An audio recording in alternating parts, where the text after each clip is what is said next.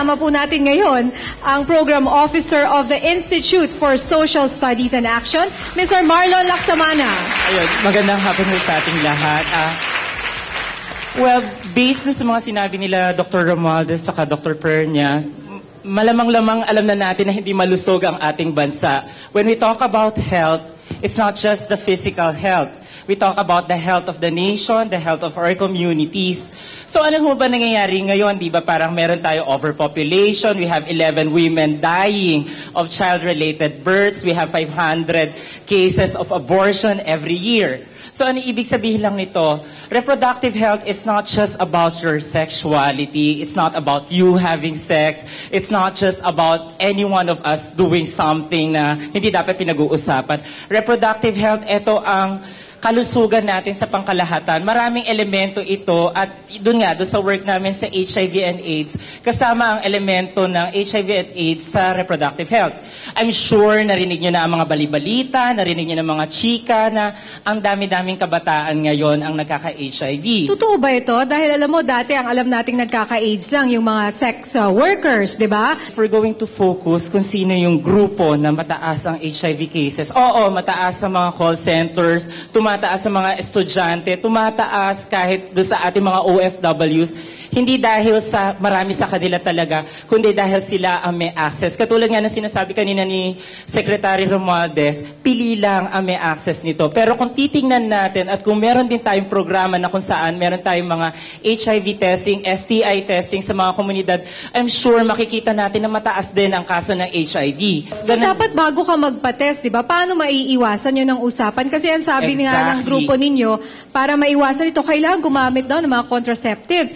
Sabi ng simbahan, kasalanan to. Alam so, paano ba yan? Yung sa akin ganito, para it's the right of the Roman Catholic Church to promote abstinence only to prevent HIV. Sinasabi naman ng ating karakhan ng mga protestanteng simbahan, including iglesia, etc., na tama lang na malaman nila kasi mas immoral ang magkaroon ka ng napakaraming anak, tapos hindi mo kayang buhayin. Tapos immoral din para sa tingin ko, na hayaan natin ang kabataan natin na magka-HIV na hindi sila aware kung paano ito i-prevent. Okay. Bakit sa kabila ng pagiging edukado ng karamihan, marami pa ding nagkakaroon ng kaso sa kanila ng HIV at AIDS? Kung sakali na mapasa nga ang Reproductive Health Bill, paano po natin mamomotivate yung mga tao, especially ang mga kabataan, na sumunod at obserbahan ang bill na ito? Ito yung rason kung bakit doon sa Reproductive Health Bill, merong provisions for education on reproduction. Importante na, alam nyo, kahit na yung mga nakapag-aaral ng mataas, ay hindi nila naiintindihan lahat ng bagay tungkol sa reproduction, lalong-lalo na yung problema ng HIV/AIDS. Napakadaming mga misconceptions. Nako-correct lang yan by a broadly based information and education program tungkol dyan sa bagay na yan. Importante talaga ang sex education kasi ang the incidence of or prevalence of pregnancy among the youth, mga teenagers, no? 13 up to 25, tumataas yung incidence teen pregnancy. Sapin-sapin na. So, kailangan talaga ang sex education. Gustong mag-comment ni Marlon Laksamana tungkol doon sa tanong ng ating FEU student. Actually, supposedly, nakasulat sa batas yung Republic Act 8504 o yung Philippine AIDS Act of 1998. Sinasabi doon na ang bawat isa estudyante mula sa primera hanggang sa tersyera ay kailangan natututo or may kaalaman na patungkol sa transmission, prevention ng HIV at AIDS.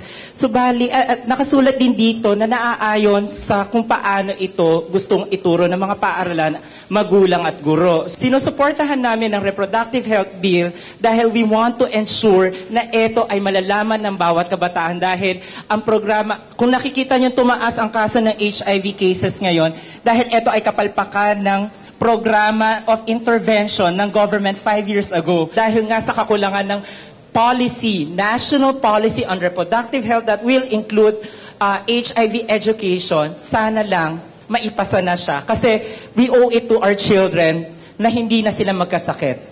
Do you think that the modern Filipino culture is ready for sex education? If yes, why isn't it being taught yet? Or if not, what is the proper age for it to be taught? Any culture is ready for sex education because, after all, sex is a normal human activity.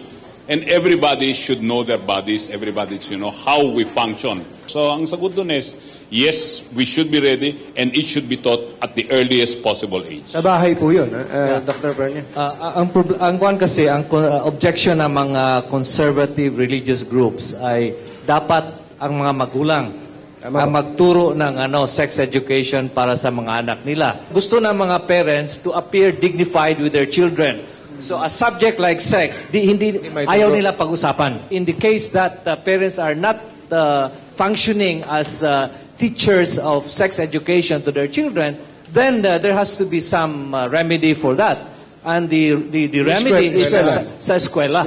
But of course, the teachers have to be competent in teaching sex education to the students. Doc Pernia, Doc Romualdez, isang bagay yung pag-aralan yung reproductive system. Pero aabot kaya sa punto na pati yung mga iba-ibang forma ng contraception. Sabihin na natin yung abstinence, yung paggamit ng condom, paggamit ng ibang klase mga contraceptives. Aabot kaya sa punto na sa mga schools ay ituturo din pati itong mga bagay na ito? Sa high school pa lang, the reproductive process is already working. Ang babaeng 13 years old ay pwede nang mabuntis. And they should start learning about all the different ramifications of reproduction, including the possibility of contraception, getting sick, and so forth.